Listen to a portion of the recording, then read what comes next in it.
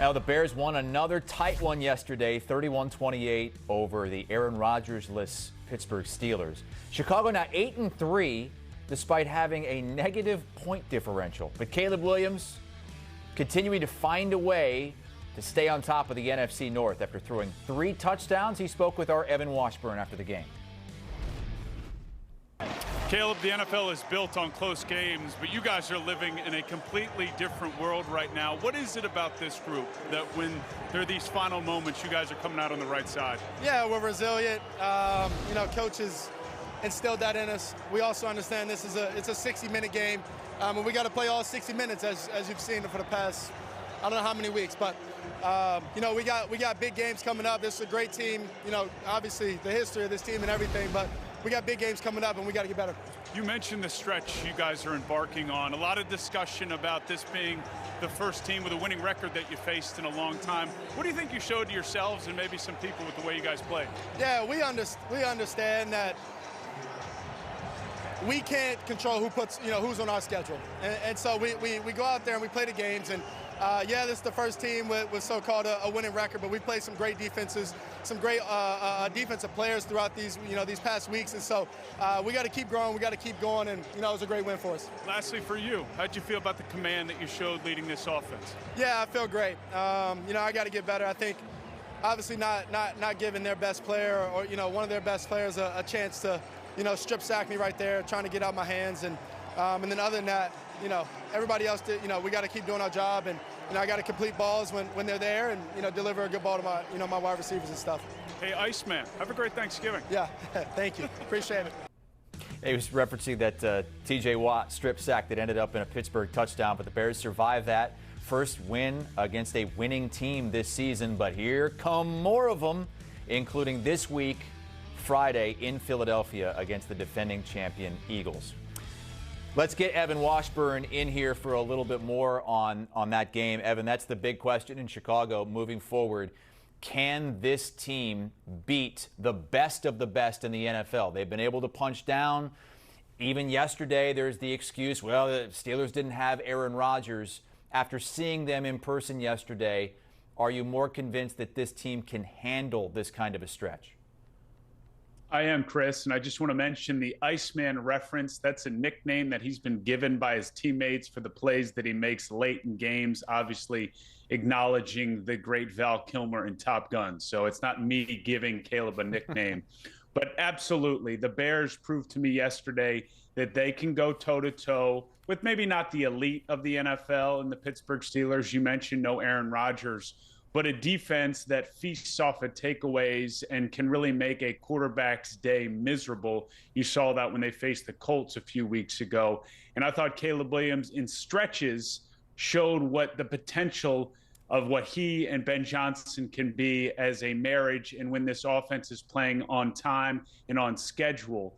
He was sub 60% completion percentage. That's not what they want, but he avoided the backbreaking mistake. And I thought the points off turnovers were really the numbers that helped ignite the Bears in this game and lead them to a win, because the Bears defense has been fantastic all season long. They lead the NFL in takeaways, but at times their offense hasn't done their part in getting points off those turnovers, and they did that against the Steelers. I thought that was the difference in this game. You talked about that marriage in its first season between Caleb Williams and his new head coach, Ben Johnson. And we remember, it was a year ago this week, I guess, that total disaster for Williams and the Bears offense against Johnson and the Lions on Thanksgiving. What is their day-to-day like? I'm glad you asked, Chris, because we didn't really get into the depth of their relationship during the broadcast because it was a great back-and-forth game. And you know the deal, when you're calling a game, you don't get to necessarily dictate the storylines or stories that you tell. But Ben Johnson's been great with us all season, being open about how he's handling his relationship with Caleb Williams. And he's really challenged him. And it goes back to OTAs and training camp. He's thrust a lot on his plate.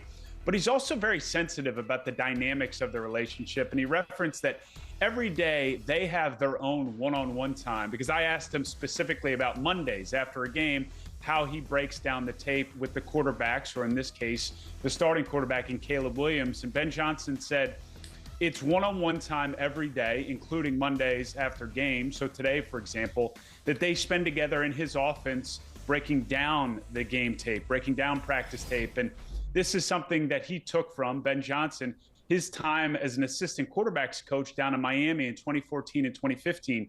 He saw that the coordinator would come in and critique the starter in front of all the other quarterbacks. And he just felt like it was an unfair dynamic because basically it's just him taking all of those critiques in front of everybody, and it could build to some negativity and resentment. So Ben Johnson, in his mind, decided that whenever I'm the play caller, which happened in Detroit, obviously there's going to be time in front of the team where the quarterback's getting critiqued just like any other player. But for the most part, play caller, coordinator, in this case, head coach and starting quarterback, are going to do that one-on-one. So there's more open, honest lines of communication. So you avoid any of that resentment that can exist when maybe you're doing it in front of the entire room. So that speaks to, again, the sensitivity and the care that Ben Johnson is taking with Caleb Williams, but also just how intense this is on a day-to-day basis between the two. Yeah, and it's working this season. He's not turning the ball over. He's not getting sacked nearly as much either. The big story was the injury to Aaron Rodgers, but the Chicago Bears would say, hey, we had way more injuries to deal with. On that defensive side of the football, they were without, almost half their starters on defense. How did they overcome that, and when should we expect them to be back near full strength?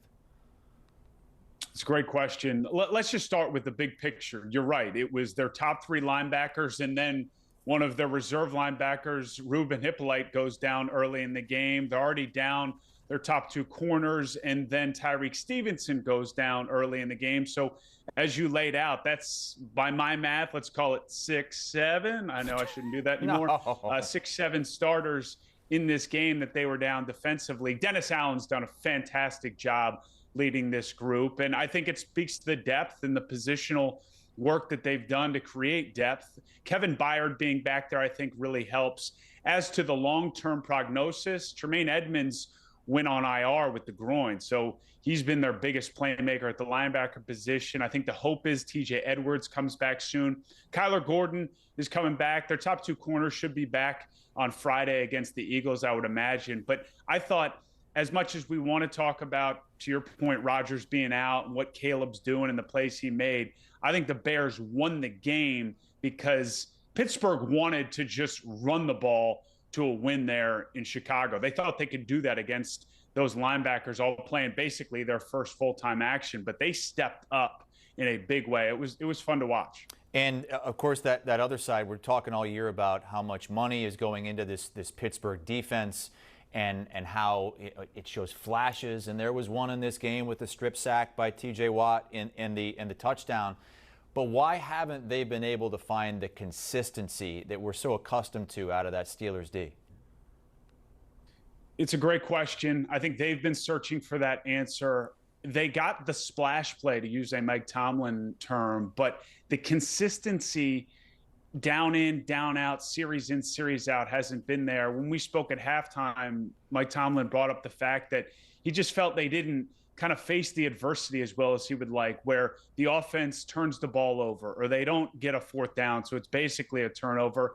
And Chicago scored on every one of those opportunities. We touched on it on the positive side of things for the Bears, but that's really where the Steelers and top defenses in this league, Chris, really make their name. It's, hey, something didn't go right offensively. It's our turn to back up our offense, support them. They didn't do that in this game. I do think if I had to pick a sort of area defensively, it continues to be the secondary. They've made a lot of moves back there. It's now Jalen Ramsey and Kyle Duggar, who we know they traded for a few weeks ago. They've actually been great in that safety position, that duo, but there were too many times where guys for Chicago were flying wide open in the middle of the field. That's a credit to Ben Johnson, the way he can scheme things up, and Caleb Williams making some throws. But I do think in critical downs, so third downs, fourth downs, possession downs, as they're called, there were too many times where I thought Bears pass catchers were flying wide open. Well, and on this Pittsburgh side now, they probably thought they were going to be able to hold off the Ravens for maybe a little bit longer until they start their season series, but that hasn't happened. That 3.5 game lead already gone. You see what Vegas thinks about it with the Steelers now plus 350 to win that division, even though they have the same record. but major questions. What's the latest on Aaron Rodgers and his forecast with that injury to his non-throwing hand, and what's your forecast for this team the rest of the way? It's tough to forecast. It's hard for me, Chris, just as someone who's grown up in the AFC North, whether it be where I live or the amount of games that our crew ends up doing in this division. It's been a rough year, and I don't think it's one that they're going to look back on as a group of 4 teams they're going to feel really good about.